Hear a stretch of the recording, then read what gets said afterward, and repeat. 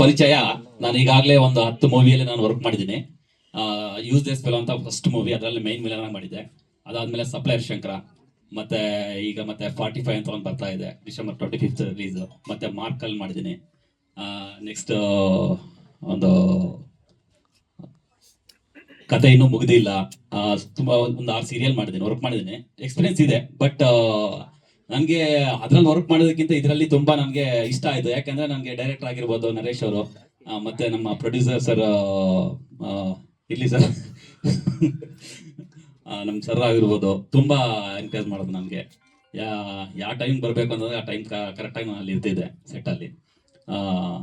ಈ ಮಂತ್ರವಾದಿ ಕ್ಯಾರೆಕ್ಟರ್ ನಾನು ಇದೇ ಫಸ್ಟ್ ಟೈಮ್ ನಾನು ಮಾಡಿರೋದು. ಆಕ್ಚುಲಿ ನಾನು ಮುಂಚೆ ಯಾವಾಗಲೂ ಮಾಡಲಿಲ್ಲ. ಆಕ್ಚುಲಿ ನಾನು ಶಿವನ ಆರಾಧಕ.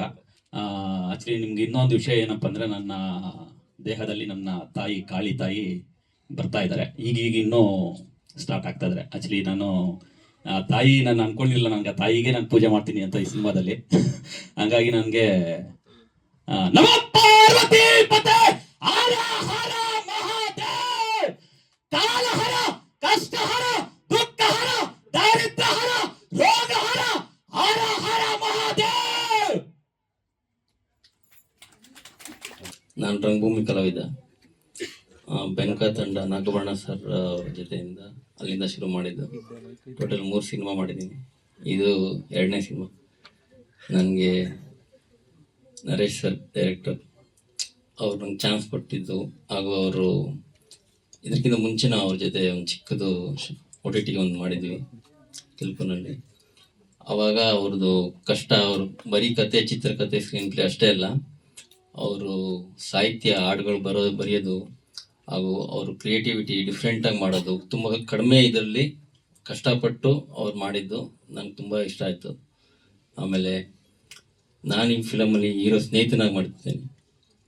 ಹೀರೋ ಯಾವಾಗ ಕಷ್ಟ ಅಥವಾ ಬೇಜಾರು ಅಥವಾ ಕುಗ್ಗಿದ್ದಾಗ ನಾನು ಇನ್ಸ್ಪೈರ್ ಮಾಡೋದು, ಸಪೋರ್ಟಿವ್ ಆಗಿ ಜೊತೆ ನಿಂತ್ಕೊಳ್ಳೋದು, ಜೋಶಾಗಿ ಸ್ವಲ್ಪ ಧೈರ್ಯ ತುಂಬ ಪಾತ್ರ ಮಾಡ್ತಾ ಇದ್ದೀನಿ.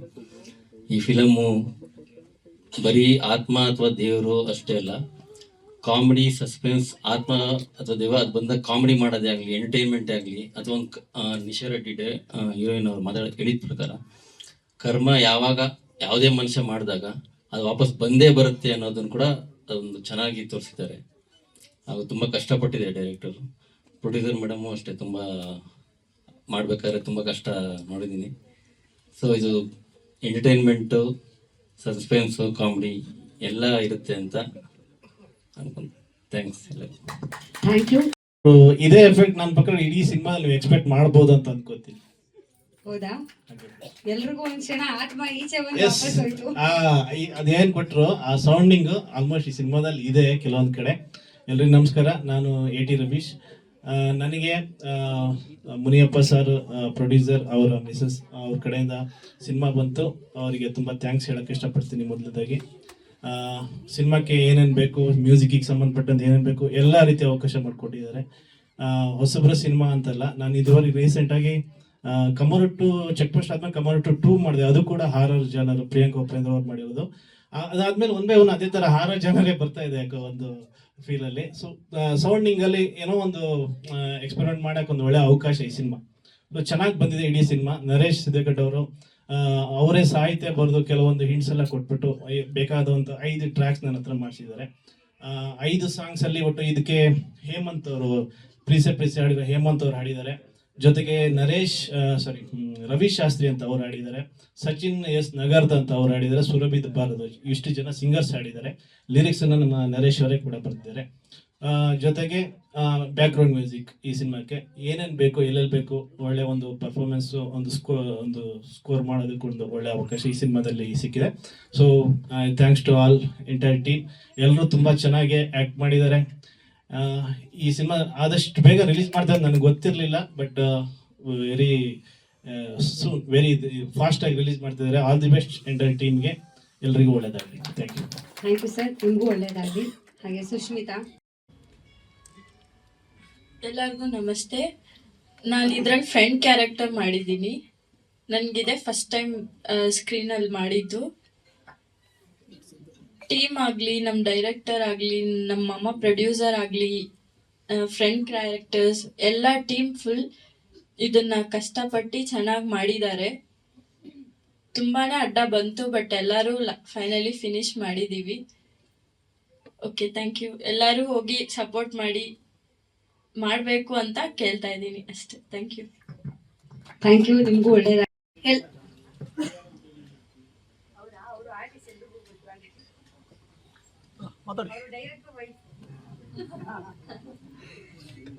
ಎಲ್ಲರಿಗೂ ನಮಸ್ಕಾರ.